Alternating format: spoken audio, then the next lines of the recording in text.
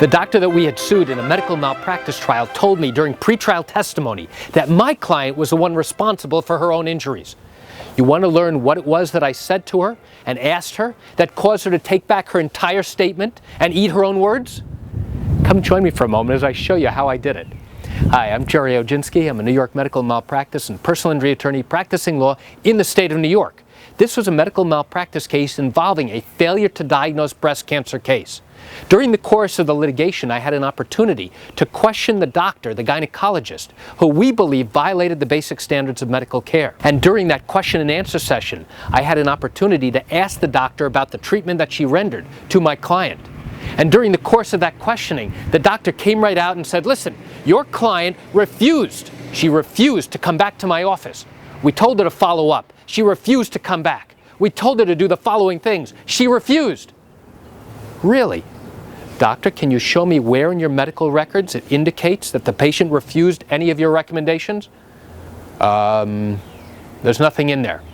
Okay, doctor, would you agree that the recommendations you've just told me about are critical and important for a patient like her? Yes, I would. Doctor, if in fact the patient did refuse those recommendations, wouldn't you agree it would be good medical practice to make a notation of that in your record? Yes, it would. Show me, doctor, where in your entire medical record over the course of all these months you have a single notation showing that the patient didn't do what you told her to do. I don't have any notation. And this was consistent with my client doing every single thing that the doctor told her to do. But here the doctor was trying to create a defense to say, hey, don't blame me. Instead, the patient refused to come back for follow-up visit. The patient refused to go get tests. The patient refused to do certain things. Really?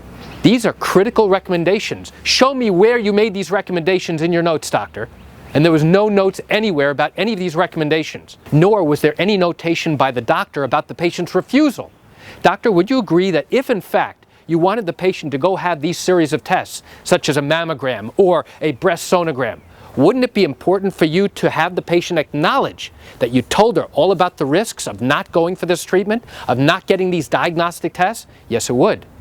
Show me where you have a consent form by the patient showing that she acknowledges all the risks that you told her about, she accepts the responsibility, that she is refusing your medical advice. There is nothing.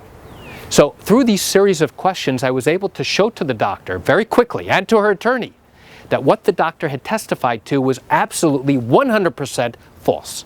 So why do I share this great information with you? I share it with you just to expose one tactic that the defense will use to try and show that our injured patients, that our injured clients are somehow responsible for their injuries when in fact, in many times, they're not. You know, I realize you've got questions or concerns about your own particular matter. Well, if your matter did happen here in New York and you're contemplating bringing a lawsuit and you've got legal questions, what I encourage you to do is pick up the phone and call me. I can answer your legal questions. You know, there's something I do every single day and I'd love to chat with you. You can reach me at 516-487-8207 or by email at Gerry, G-E-R-R-Y, @Oginski-law.com. That's it for today's video. I'm Gerry Oginski. Have a great day.